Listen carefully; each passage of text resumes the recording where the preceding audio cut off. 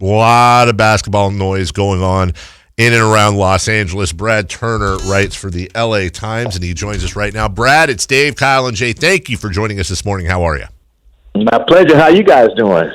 Doing good. I mean, as Kings fans, not too stoked on the Lakers having LeBron James and Anthony Davis, but I guess from your perspective, it's been so dramatic down there as of late. Did Rob Pelinka have to make this deal come hell or high water? Yes, he did, just to take some of the pressure off of himself, off of the Lakers franchise, off of Jeanie Buss, and to give their fans some hope that this team can get out of this tailspin, that they can maybe look towards not only making the playoffs, but maybe pushing for a championship, which they haven't won since 2010. They haven't been in the playoffs for the last 6 straight years. So, yeah, he had to do this. As you say, come hell or high water. Well, I also wonder, second question, is it possible that this was a great trade for both sides? You rarely hear that. But my goodness, no doubt that Anthony Davis is a top player in the NBA. But, man, did Rob Pelinka give up the war chest for that. Is it possible it worked out for both sides? You know, I'm going to say yes, it worked out for both sides. To say it's great, it would only be great, in my opinion, if the Lakers win an NBA championship within the next 3 years, and if the Pelicans start building towards reaching the playoffs, become a consistent contender over the next 5 years with that young group, then it's great.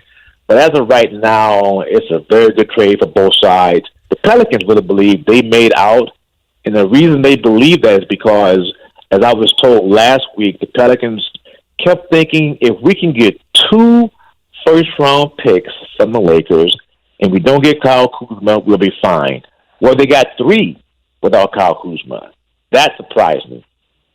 We've been talking a lot about the timing of this trade, and there's been a lot of talk about getting it done on July 6th versus July 30th and the Lakers' ability to sign another max guy. Are they still going to be able to go out and pursue a max-level free agent to put with LeBron and Anthony Davis, or is that out of the question?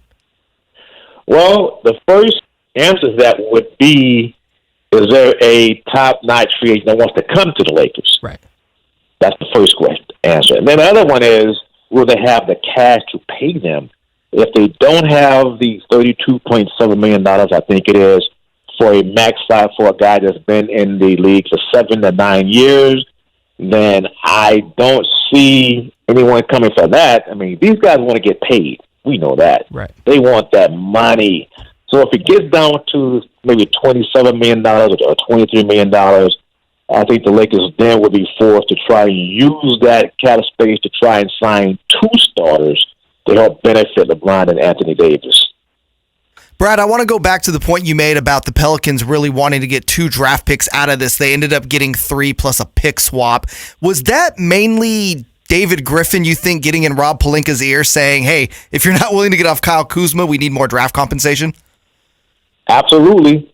I mean, like, David Griffin is one of the best GMs in the business, and Rob is still, let's just say he's growing into the role, and he's made some mistakes along the way, obviously, but to get the deal done and for everyone to be happy with what they got, well, David Griffin had to please his owner, which is Gail Benson.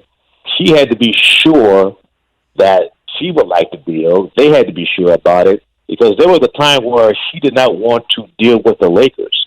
She didn't want to deal with LeBron James and his people. But they convinced her that this was a great deal for them. And he worked it. I mean, I was told that when Rob called them on Saturday, they made Rob call 4 times before they picked up his phone call. They wanted to be sure he wanted to get a deal done, and it was going to be on their terms, and Rob made sure that it was on his terms to a degree. We're talking to Brad Turner of the LA Times.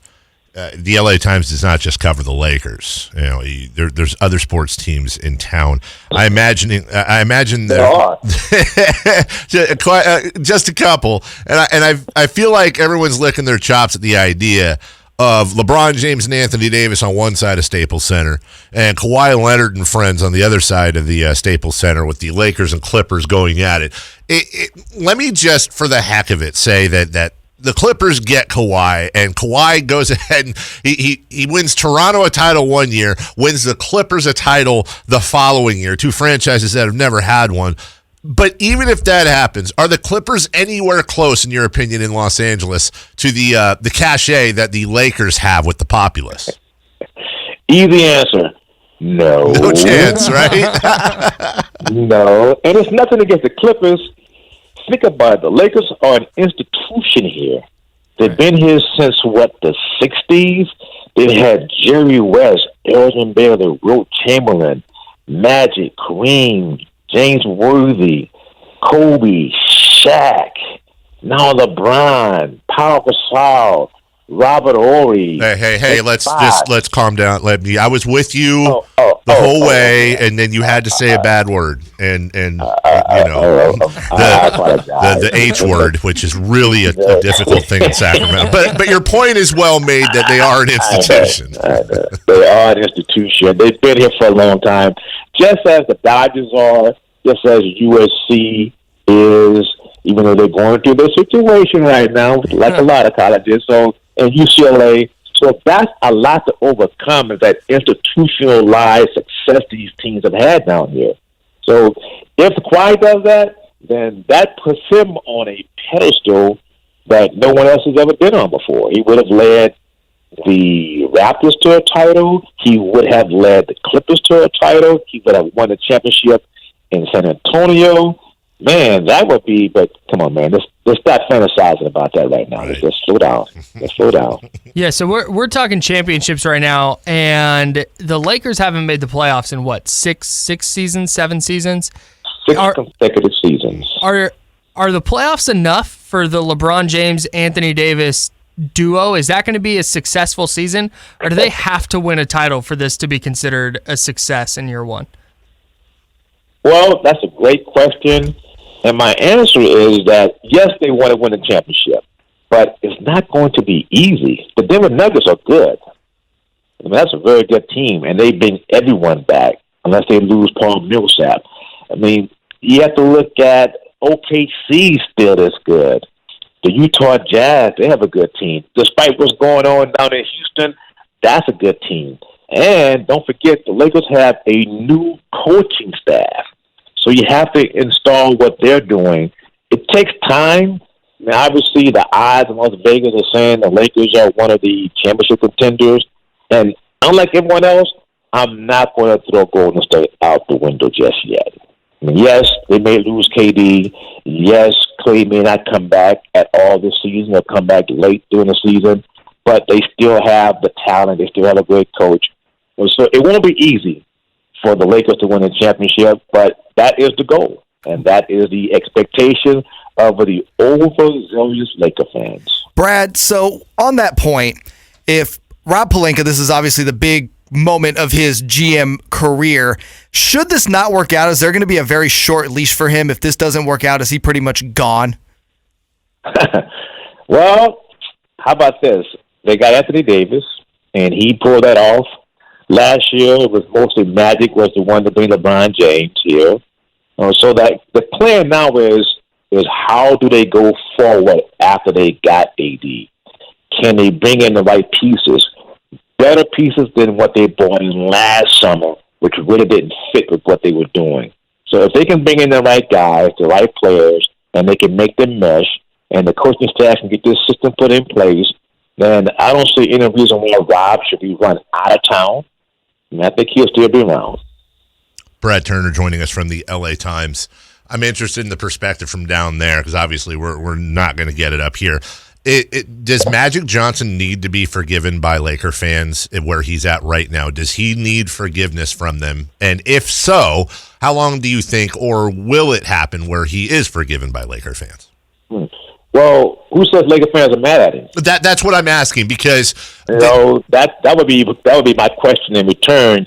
Some are not happy with him. Right. Some are happy with him. Some have now. The ones who were upset that he left the way he did and more or less spilling all the information out there on ESPN. Yeah. And then once they started reading more stories about Rob, then they came to this idea that, man, he must be right.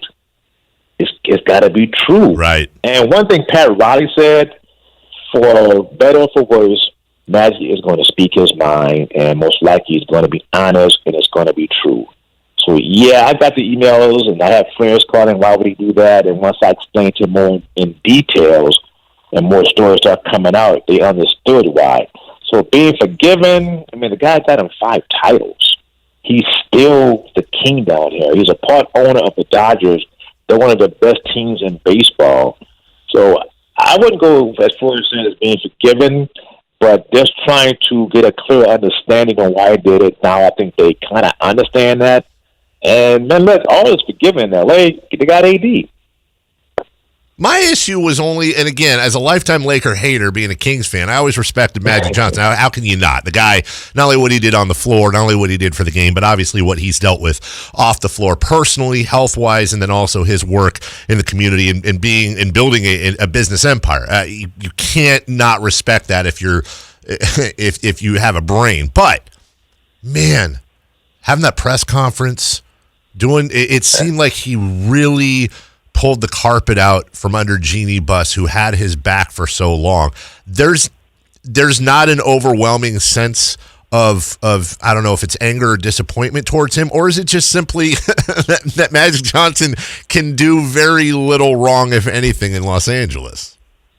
Well, it's all those things, to be honest. Sure. There was disappointment, there was anger, there was why, there were people upset, mad, still are. Yeah. And then there were those who go like, well, glad you did it. There were people around the NBA from other teams. There were agents that were telling him, thank you for doing that. Thank you for bringing that to light.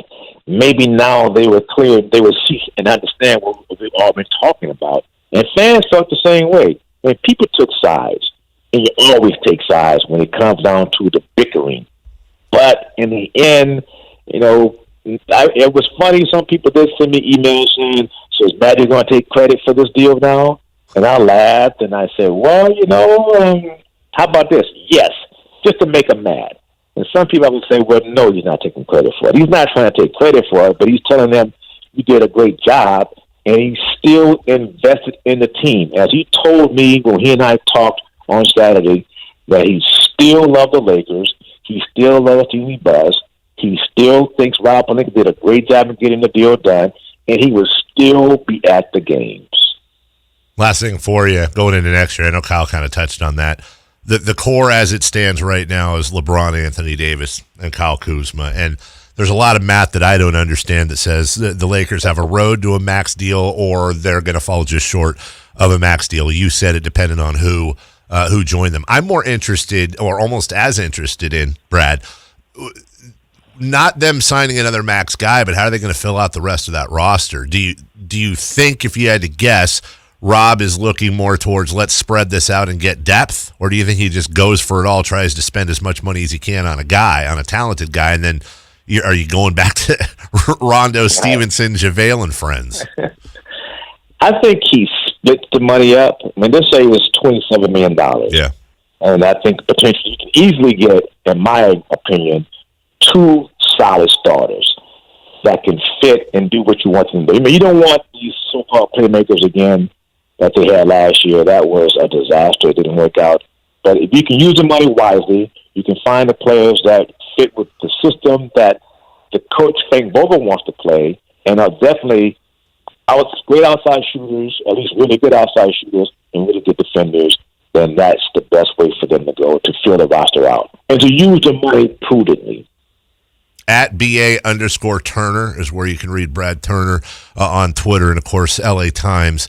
They do fantastic work down there. I've known Lance Pugmire for a very long, long time. Still one of the best papers. Although I do not like LA, and I know everyone is rolling their eyes listening. I can't. Don't say it like that. Hey, man, I'm a Sacramento kid. I got family down there, but it's a long, deep-rooted history. But I'm giving you a compliment that the LA Times still in an industry that has seen its share of issues lately. The LA Times is still a phenomenal read, and Brad Turner does fantastic work for them along with everybody everybody else. And we appreciate your time this morning. We really do. My pleasure. Thanks, Brad. Thank you, guys. All right. You take care. That is Brad Turner. The Drive.